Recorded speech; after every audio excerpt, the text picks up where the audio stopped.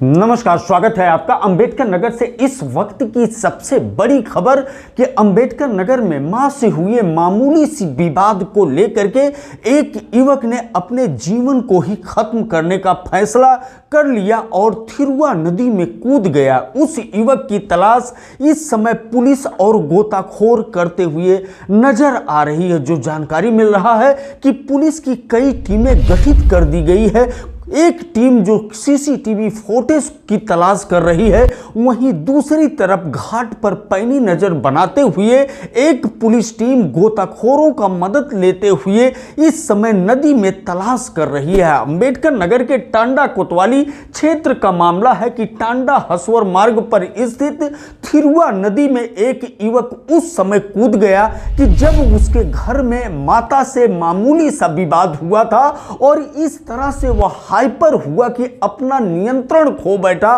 मानसिक संतुलन खो बैठा और तेज धार में बह रही थिरुआ नदी में जाकर के छलांग लगा दिया। जो जानकारी मिल रहा है कि टांडा कोतवाली क्षेत्र अंतर्गत नेहरू नगर का निवासी है पप्पू कन्नौजिया, जो अभी कल ही दिल्ली से आया हुआ था और उसने इस तरह का खतरनाक निर्णय लिया। बताया जाता है कि घर में मां से मामूली सा विवाद हुआ था और उसी को लेकर के आज सुबह ही करीब 8:30 बजे वह घर से निकल पड़ा और उसके बाद थिरुआ नदी में छलांग लगा दिया। वैसे राहगीरों के बयान के आधार पर पुलिस यह मान रही है कि थिरुआ नदी में वह कूद गया है और गोताखोरों का मदद लेते हुए इस समय तलाश करते हुए नजर आ रही है। जो पुलिस सूत्रों से जानकारी मिल रहा है कि कई टीमें लगाई गई है और स्टीमर के अलावा नाव और कई गोताखोर जो आप देख रहे हैं, करीब आधा दर्जन गोताखोर